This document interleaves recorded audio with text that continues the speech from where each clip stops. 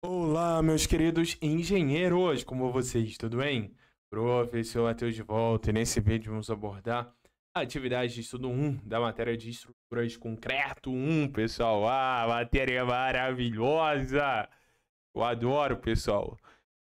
Sou engenheiro civil, né, para quem não sabe, e minha atuação é essencialmente em cálculo estrutural, sobretudo estruturas de concreto armado. Então aqui é realmente um tema dos que eu mais gosto de dar aula, porque tenho várias turmas, né, nas faculdades que eu sou professor dessa disciplina e de fato é realmente apaixonante concreto armado. Mas antes de iniciar, quero te convidar a se inscrever no canal, deixar seu like, porque isso me ajuda muito, tá? Estou estudando não só nessa matéria, mas também em geologia, projeto arquitetônico, tecnologias da construção, pontos, enfim, todas as matérias do curso de vocês contem comigo, tá bom? Vou ajudar na atividade 1, atividade 2, atividade 3, mapa, todas as matérias. Vamos lá, então? Pessoal, atividade muito legal porque ela trata acerca dos famosos domínios de deformação, muito importante, porque todo e qualquer projeto que a gente dimensiona é sempre em um domínio de deformação, né? Então é muito importante você entender esses domínios, a diferença entre eles e qual é o fenômeno físico presente em cada um, beleza? Separei aqui o material, montei para vocês, para a gente discutir cada contexto, tá bom? Vamos lá então, vem comigo. Bom, meus queridos, então vamos lá então iniciar a nossa atividade aqui. Bom, vamos lá então, pessoal. Domínios de deformação, pessoal, tema fundamental, pessoal, um dos temas mais importantes que vocês vão aprender nessa disciplina, tá bom? E vai cair na prova, garanto para vocês. E atenção para essa prova, hein? Fiz ela, ajudei vários alunos no ano passado e realmente bem complicado, então muito cuidado. Bom, falando sobre domínios de deformação, o que são, né? Nada mais é do que esses domínios, eles representam possibilidade de ruptura de um elemento estrutural em função das deformações no concreto e no aço. O concreto armado, por definição, é uma estrutura, um elemento estrutural que é constituído de concreto e aço, onde o concreto, como sabemos, ele é altamente resistente à compressão e o aço altamente resistente à tração. E por isso o concreto armado tem esse casamento perfeito, porque eles se complementam. Sendo assim, esses domínios são classificados de acordo com a posição da linha neutra e as deformações nas fibras mais comprimidas, lembra disso? E mais tracionadas. Lembra o comportamento de uma viga, né? Face superior, face inferior. Quando submetida à flexão, a gente tem tração nas fibras inferiores, compressão nas fibras superiores. Beleza?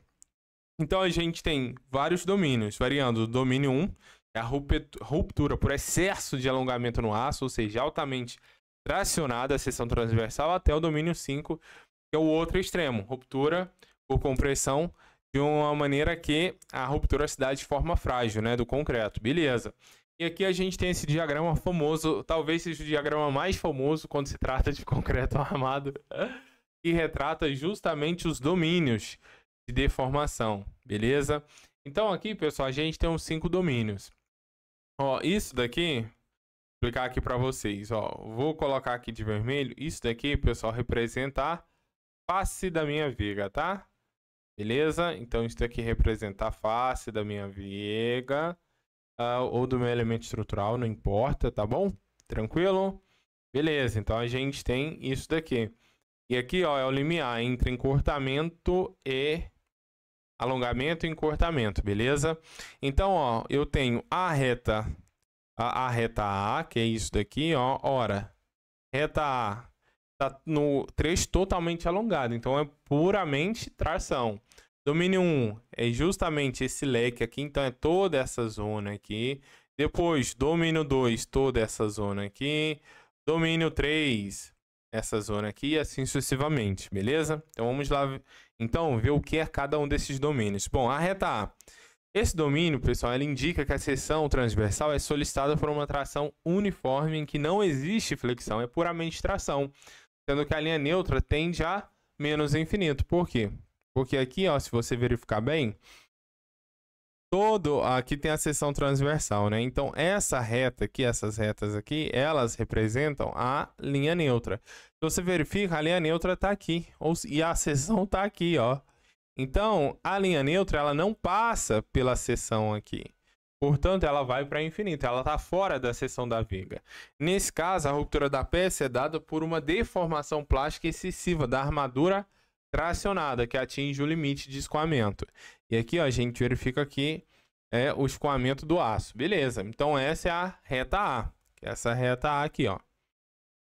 Ok, continuando aí sobre os domínios, a gente vai ter o domínio 1, que é justamente toda essa zona aqui, né? Já no domínio 1, o que a gente tem? Ó, a gente verifica aqui. Ainda não existe compressão, por quê? Porque todo domínio 1, ó, que é essa zona aqui, ó, toda essa área aqui, essa região, né, caracterizada como domínio 1, toda ela está à direita da minha seção, ou seja, então toda ela está na região de alongamento. Então tudo está sendo ainda tracionado. Não existe, portanto, compressão do concreto. A seção está completamente tracionada. Porém, essa tração ela não é uniforme, né? A linha neutra está fora da seção. Por quê? Porque a seção ela começa a partir daqui. E a linha neutra, que é representada por aqui, a gente verifica que ela está fora, né? E a ruína acontece por deformação excessiva da armadura tracionada. A resistência nesse domínio é proveniente da armadura passiva, não havendo participação do concreto. Não tem participação do concreto. O concreto, pessoal, ele só começa a corroborar com a resistência a partir do momento que há compressão. Por quê? Porque o concreto ele só resiste ao esforço de compressão. Ele não tem resistência à tração. É tão pífia que nem é considerada. Beleza, próximo, domínio 2. Domínio 2 já é nessa zona aqui que aí já muda, né? Ó, a gente tem aqui, né, que é o limiar entre tração, alongamento e encurtamento. E a gente verifica que no domínio 2, essa região, olha lá, parte dela, olha lá, já atravessou. Então isso daqui tudo, ó, é compressão, tá vendo? E ao mesmo tempo, isso daqui tudo tá na região de tração. Beleza, perfeito. Então, o que a gente tem, ó? A linha neutra está dentro da seção e varia entre 0, beleza? Então, ela varia entre esse pontinho aqui, que é o ponto 0, né? Até esse valor aqui, ó, que é o ECU, beleza? Ou seja, 0,259D, né? Faltou um D aqui, mas aqui é D. D nada mais é do que a altura útil da viga, resultando em uma região comprimida e uma outra tracionada. É isso, a gente tem uma parte comprimida e outra tracionada, sendo que a ruína acontece devido à deformação plástica excessiva da armadura. Então, ainda assim, a ruína se dá pela deformação da armadura, que pode ocorrer simultaneamente com a ruína do concreto. A maior parte da resistência nesse domínio é composta, evidentemente, pelas armaduras tracionadas, havendo uma pequena participação do concreto comprimido. Então, nitidamente pela área, né, a gente vê que realmente a classe dominante aqui é a armadura, né, que vai reger pouca a região comprimida. Então, a gente passa para o domínio 3, que é a situação ideal. Domínio 3, pessoal, esse caso aqui, ó. Essa retinha aqui, ó, que é o limiar entre A2, o domínio 2 e o 3, que seria o caso ideal, excelente, né? Por quê?